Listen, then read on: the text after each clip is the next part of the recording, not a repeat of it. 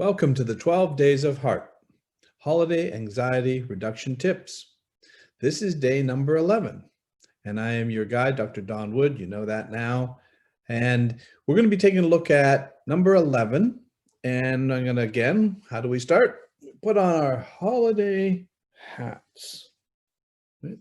Feel free to put one on if you want to while you're listening to this. That'd be cool. I've been good. Have you been good? Right? Holidays. Great time to be good. Again, we've been looking at the 12 days of Christmas, the theme.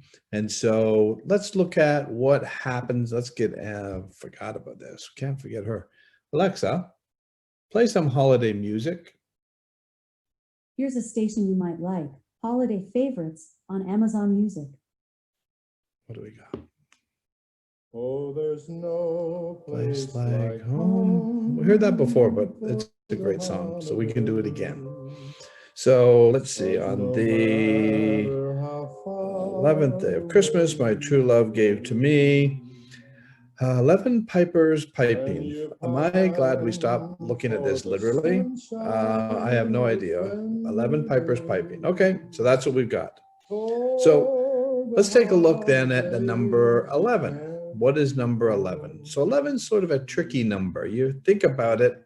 How many times is 11 an important number? You never hear, oh, lucky number 11, right? It's more than a dozen. It's one less than a dozen, but more than 10. And 10 is usually, oh, he's at 10 or she's at 10, right? It's often reserved. This is interesting. It's often reserved for the best player on a soccer team. 11 is sort of kind of the underdog of numbers. So let me tell you a little bit about our number 11. She was a soccer player, very, very popular, beautiful, superb athlete, best player on our soccer team. And her name is Michelle. And Michelle fell into addiction for 17 years from her teenage years. And during those 17 years, she lost a lot. She really struggled. And you know, and even really before I sort of met Michelle, boy, we got this loud, don't we? So let's see if we can get this down a little bit. Alexa's competing. So with Michelle, she, like I said, had been struggling with addiction for a long time, suffered an awful lot.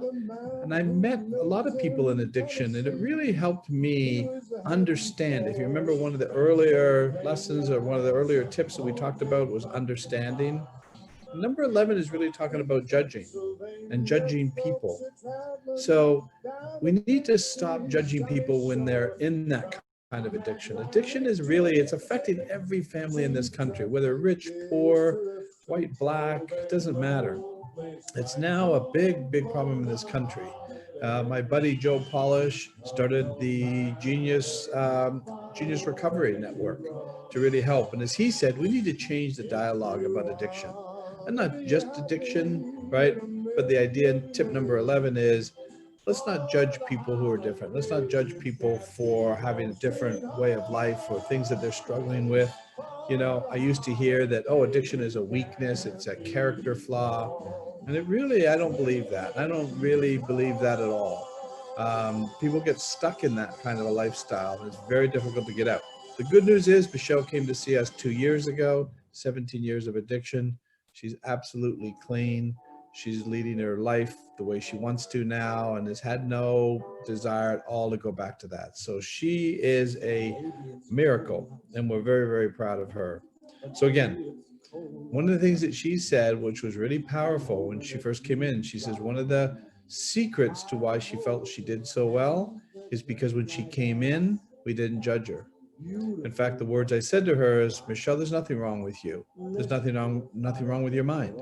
You've had some events and experiences that your mind is not okay with, and you found a resource to block and basically numb that pain. So that's not about her character or willpower. That was about human behavior, trying to stop the pain. So stay tuned for another tip in your email, in your inbox, and there it is.